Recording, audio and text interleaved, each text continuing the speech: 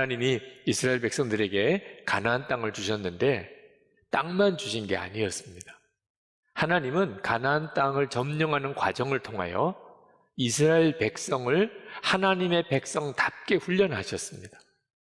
그러니까 요단강을 건널 때도 그냥 건너게 하지 않으시고 먼저 믿음으로 한 발을 내디디고 그리고 요단강을 가르시고 여리고성도 그냥 무너뜨려 놓고 들어가라 하지 않으시고 먼저 하루에 한 바퀴씩 7일째는 7번을 돌게 하신 다음에 여리고성을 무너뜨리시고 아간의 죄를 하나님이 아주 엄히 물으시고 그리고 갈렙의 믿음 하나님이 쓰셔서 헤브론 산지를 주시고 그렇게 가나안 땅을 정복해 나가는 과정이 이스라엘 백성다운 훈련이기도 했고 그리고 도피성을 만들어서 살인자라도 품을 수 있는 마음 레위 지파를 두시고 그 레위 지파를 섬기면서 하나님과 관계를 늘 점검하게 하시고 그렇게 하셨던 하나님이 이 여호수아 22장에서는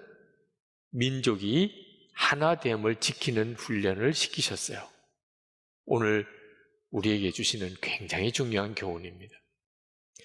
가나안 땅이 이제 다 정복되고 7년 동안 가나안 정복 전쟁이 마쳐지고 여호수아가 요단 동쪽편의 땅을 얻었던 르우벤, 갓, 므낫세 반지파 그들에게 돌아가도 된다. 거기에는 아내와 아이들이 있어요.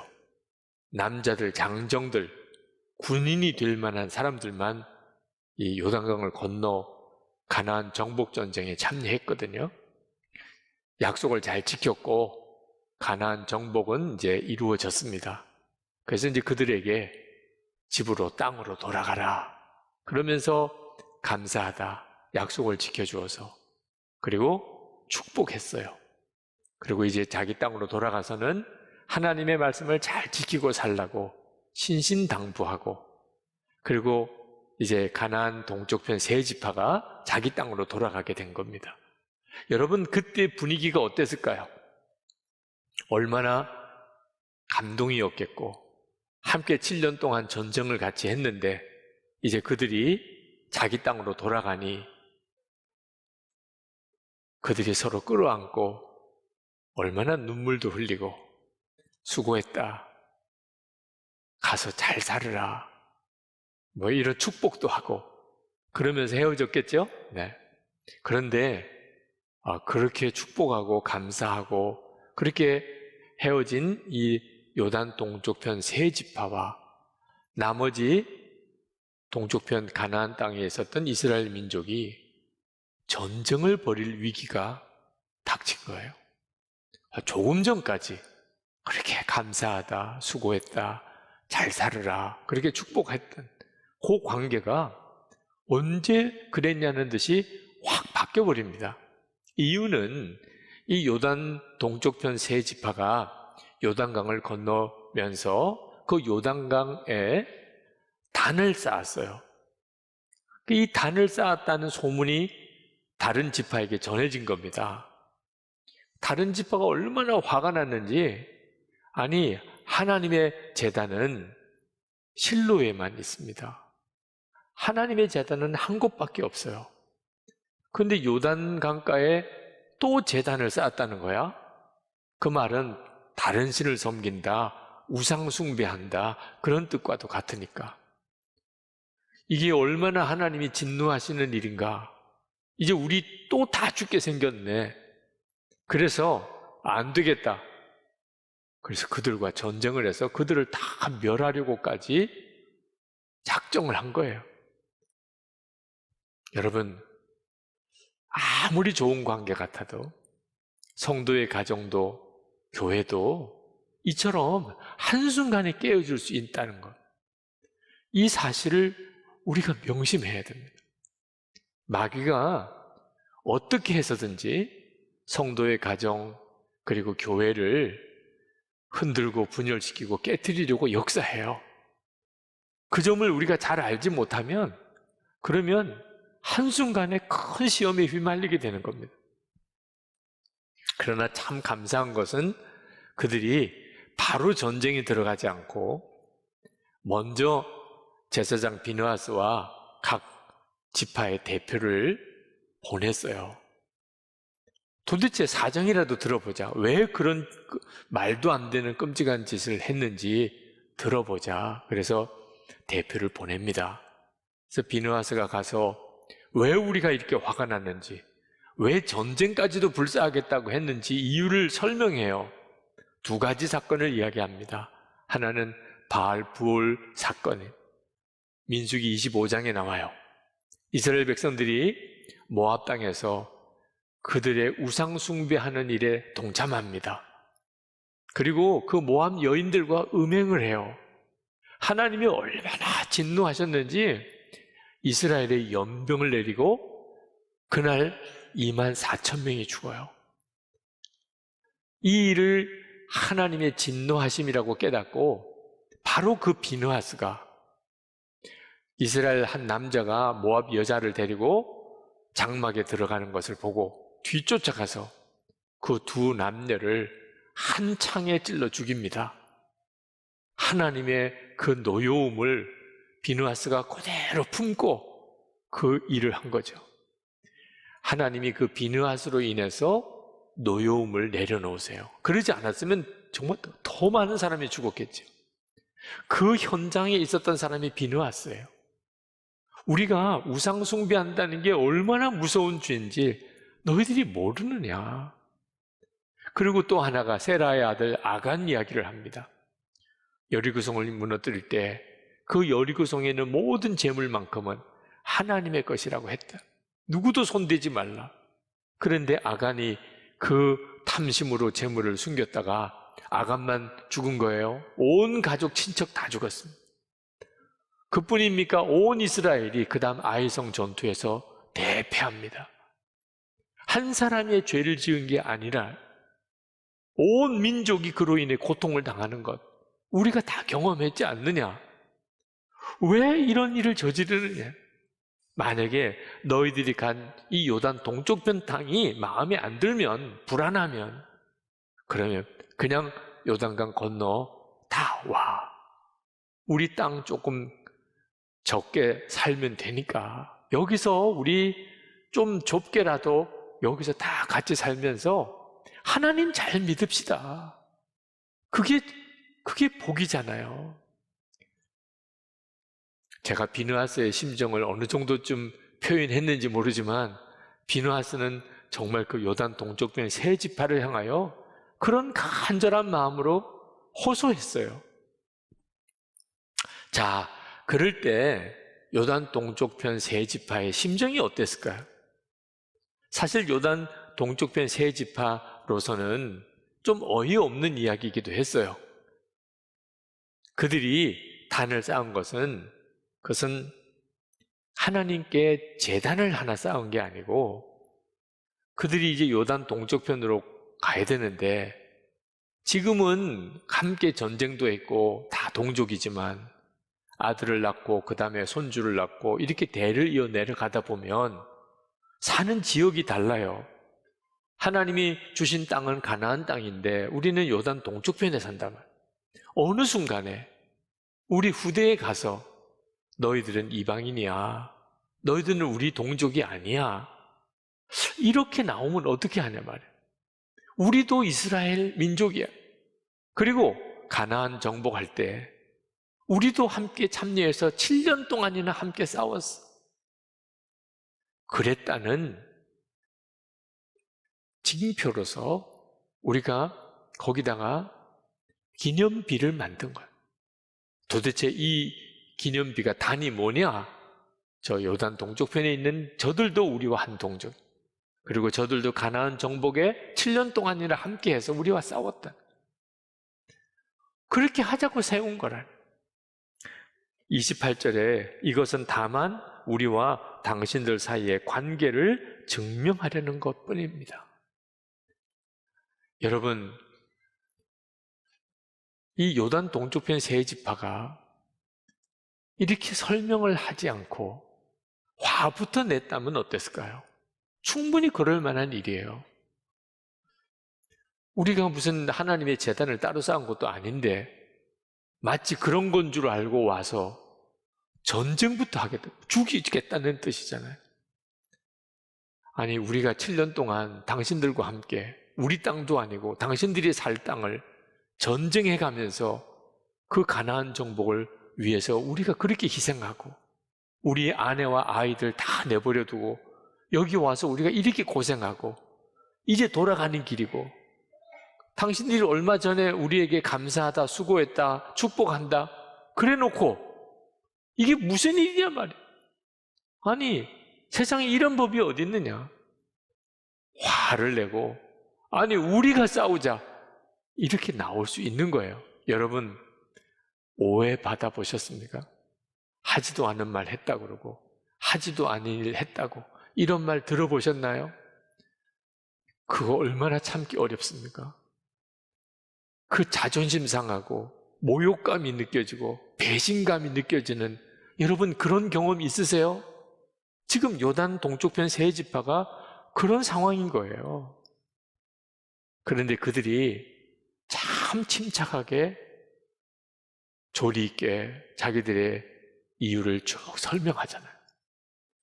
전쟁을 하러 왔다가 먼저 설명부터 들어보자. 그리고 온 이 서쪽 지파 사람들 참 억울한 오해를 이렇게 받으면서도 자기들 사정을 잘 설명하는 것 때문에 전쟁이 되지 않고 오히려 큰 기쁨이 그 이스라엘 민족 사이에 일어난 거예요. 하나님께서 이 기사를 이 여호수아 22장에 쓰신 이유가 뭐겠어요? 바로 하나님의 백성들의 특징이 절대로 분열하고 싸우는 게 아니고 하나 되는 거라는. 하나됨이 왜 하나님의 백성의 특징인가? 하나님의 속성이 하나됨이에요. 성부, 성자, 성령이 일체이신 거예요. 여러분, 우리가 동기가 선하다고 항상 다른 사람들이 좋게 받아들일 수 있는 거 아니라는 거. 그 사실 명심해야 합니다. 지금 요단 동쪽 편의 세 지파나 나머지 지파나 다 하나님 잘 믿어보자는 거예요. 요단 동쪽의 세 지파도 우리 후손들도 다 이스라엘 동족이라는 것을 인정받고 싶고 우리도 가나안 정복에 함께 동참했음을 그것을 꼭 기억하고 싶은 거예요. 서쪽 지파는 무슨 일이 있어도 하나님 뜻 어기면 안 된다. 또 다른 제단 만드는 이런 끔찍한 일은 짓지 말자. 다 하나님 잘 믿자는 거예요. 그런데 참 보세요. 하나님 잘 믿지 않은 것 가지고 싸우는 일이 생기잖아요. 가정에서도 남편과 아내가 서로 다투고 가족들끼리 미워하고 갈라지는 일. 교회 안에 성도들이 모여서 함께 교회를 이루고 그렇게 신앙생활을 하는데 교회 안에 이런저런 이유 때문에 싸우고 다투는 일이요 꼭 나쁜 일만으로 되는 게 아니라는 거예요. 가만히 감정을 드러내지 않고 귀 기울여서 상대방의 이야기를 다 들어보면 싸울 일이 아닌 게 거의 대부분이에요. 근데 우리는 일단 먼저 싸우고 보는 거예요. 화부터 내고 보는 겁니다. 일단 오해부터 하고 나가는 거예요. 자기 주장만 내세우는. 만약에 그 이스라엘 지파들 예수 동행 일기를 썼었다면 어땠을까? 그 생각이 번쩍 나더라. 저는 목회하면서 목사와 담임 목사와 부목사 사이에도 목사와 장로님 사이에도 서로 마음을 알기가 어려울 때가 있어요. 그래서 예수님과 동행하는 일기를 쓰면서 나눈 방을 갖게 된 거예요. 일기를 서로 쓰면서 서로의 마음을 알아가기 시작합니다. 그게 교회가 하나 되는 일에 얼마나 놀라운 역사가 일어났는지. 여러분, 항상 우리가 조심해야 될 것 중에 하나가 말입니다. 말. 거의 대부분의 공동체가 분열하고 시험 드는 이유가 말 때문이에요. 말 가지고 오해가 되고 그게 소문이 되고 그래서 돌이킬 수 없는 분열이 오는 거예요. 만약에 이스라엘 동쪽편 사람들이 단을 쌓은 것에 대해서 오해하는 말이 누군가가 퍼뜨렸기 때문에 결국은 그것 때문에 서쪽 지파 사람들이 전쟁도 불사하겠다고 일어나게 된 거죠. 사실도 아닌 이야기를 퍼뜨린 거죠. 저들이 하나님께 또 다른 제단을 쌓았대요. 이게 전쟁을 일으키게 된 거예요. 만약에 서로 설명 듣지 않고 싸우기부터 했다면 이보다 기가 막힌 일이 어디 있겠어요? 그래도 감사한 것은 찾아가서 이유를 말해달라. 그리고 그런 이야기를 들을 때 화부터 내지 않고 우리가 이래서 제단 쌓았다. 그렇게 서로 설명하니까 해결이 된 거잖아요. 우리도 우리 사이에 이 말 퍼뜨리는 사람을 참 조심해야 돼요. 이 사람이 정말 문제예요. 알아? 너 소문 들었어? 야, 내가 이번에 이 사실을 알았는데 어쩌면 이럴 수가 있어? 이런 식으로 말해주는 사람. 꼭 귀를 이렇게 붙잡고 너만 알아야 돼. 이거 나가면 큰일 나. 이렇게 말해주는 사람. 이제부터 그런 사람 말 듣고 그래, 그런 좋은 소식을 들려줘서 고마워. 이렇게 나가면 안 되는 거예요. 말하지 마. 그런 소문 옮기는 말은 나에게 하지 마. 사실인지 아닌지 우리 당사자에게 확인해 보자. 서로가 조심시켜야 돼요. 여러분, 가정도요, 교회도요, 말 한마디로 뒤집어지는 거예요. 이 점을 항상 명심해야 합니다. 말 소문내는 사람, 이 사람을 정말 조심해야 돼요. 여러분 스스로도 그런 일에 쉽게 휘말리지 않아야 하고, 그리고 더 중요한 것은 이런 시험과 갈등이 생겼을 때 무엇보다도 우리가 먼저 감정으로 대하거나 섣불리 반응하지 말고 주님을 바라봐야 됩니다. 저는 이 이스라엘 동쪽 지파가 그런 전쟁을 하겠다고 서쪽 지파 사람들이 몰려왔을 때 차분하게 대응한 것이 참 놀라워요. 어떻게 그럴 수 있었을까? 근데 오늘 말씀을 묵상하며 보니까 그들이 진짜 하나님을 믿은 거예요. 하나님을 진짜 믿으니까 감정으로 대하거나 또 서로 싸우려고 하지 않고 그들이 차분하게 설명하고 이해를 구하고 할 수 있었던 거예요. 22절을 봅시다. 요단 동쪽 지파 사람들이 자신들이 어떤 동기로 단을 쌓은 것을 설명하는데 주 하나님은 전능하십니다. 주 하나님은 전능하십니다. 우리가 왜 그렇게 하였는지 주님은 아십니다. 이 확신 때문이에요. 만약에 동쪽 지파 사람들이 다른 의도가 있었다면 아마 이렇게 말을 못했겠죠. 그들이 요단강가에서 이제 강 건너가면 남남이 될 수도 있는 관계일 수 있으니까 거기다가 우리가 예표가 되는 그런 기념비 하나를 쌓자. 그럴 때 그들이 쌓았던 동기를 누가 알아요? 하나님이 아십니까? 다른 지파는 오해를 하고 전쟁을 하겠다고 왔지만 하나님은 아시잖아요. 자, 하나님이 아시면 그러면 하나님이 해결해 주실 거예요. 왜? 그 서쪽 지파 사람들도 다 하나님 믿는 사람들. 그래서 22절 하반절에 같은 이스라엘 결례인 여러분도 알아주시기를 바랍니다. 하나님이 아시니까. 하나님은 모든 걸 다 아세요. 그러면 여러분도 하나님을 믿으니 하나님도 여러분을 이해시켜 주실 것이라고 저희들은 믿습니다. 여러분, 이 믿음이 얼마나 중요하죠. 우리도 오해받을 때, 말도 안 되는 말을 들을 때 억울하다, 분하다, 참을 수가 없어. 여러분, 이렇게 반응하지 않아야 되는데 나 사람인데 어떻게 그렇게 감정도 없나요? 사람인데 어떻게 그게 가능해요? 주님을 바라볼 때예요. 주님은 아시잖아요. 진짜 어떻게 된 일인지. 사람은 모르지만 주님은 아시잖아요. 여러분, 이렇게 주님이 믿어져야 주님이 아시면 됐지 뭐. 충분하지 뭐. 왜? 주님은 살아 역사하시니까. 나중에 누가 잘했는지 못했는지 다 주님이 밝혀주실 거니까.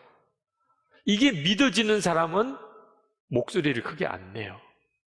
화부터 내지 않아요. 감정 드러내지 않아요. 믿으니까.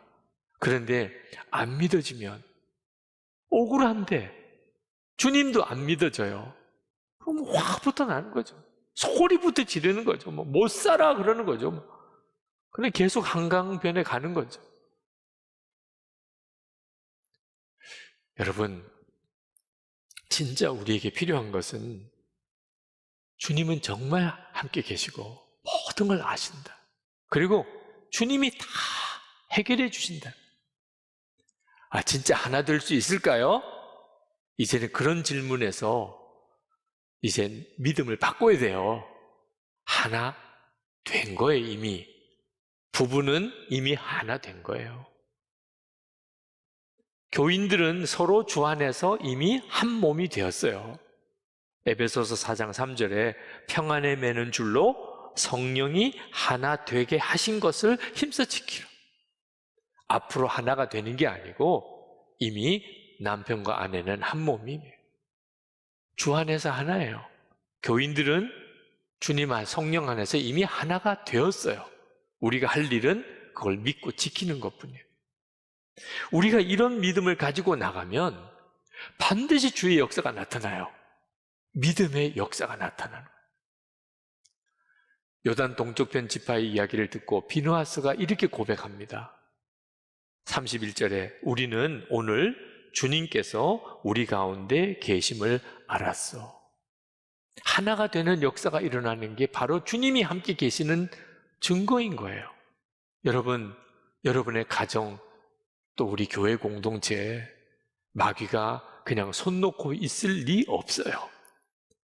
어떻게 해서든지 뒤집어 놓고 깨트리고 망가뜨리고 싸우고 그렇게 한다니까요. 그러니까 여러분 이거 분별 못했다가는 반드시 당해요. 화부터 내고 안 할 말 하고 주워 담을 수 없는 행동하고 그리고 나중에는 마귀가 깔깔깔대고 웃는 그 비참한 상황에 빠져버리는 거죠. 그러니까 항상 명심해야 돼요. 절대로 마귀가 원하는 대로는 안 한다. 마귀 좋아하는 거, 마귀 계획대로나 절대로 안 한다. 말하고 화내고 싸우고 감정 드러내고 다 마귀가 원하는 거예요. 너 자존심도 없니? 야, 너 이렇게 무시당해도 괜찮겠어? 야, 그냥 한순간에 그냥 뛰어내려. 그러면 다 끝나. 절대 그렇지 않습니다. 주님 바라봐야 돼요. 항상 주님 바라봐요. 주님께 먼저 물어야 돼요. 요단 동쪽 지파 사람들, 주님께 먼저 묻고 기도했다면 아마 서쪽 지파 사람들에게 먼저 그 이야기를 하고 그리고 기념비도 세웠을 거예요. 문제가 될 게 없죠. 항상 주님께 먼저 의논하고 주님 바라보고 내가 이미 예수님과 죽었음을 진짜 믿고 주님과 함께 사는 자임을 고백하고 나가면 하나 되게 됩니다. 이제 우리 기도합시다. 하나님, 우리의 가정, 부부 사이에, 가족들 사이에 어떻든지 깨트리려고 하는 마귀 역사 속지 않겠습니다. 절대로 마귀 원하는 대로 안 하겠습니다. 주님 바라봅니다. 주님 교회 공동체, 주님 바라봅니다. 주님 안에서 해결되는 거 믿습니다.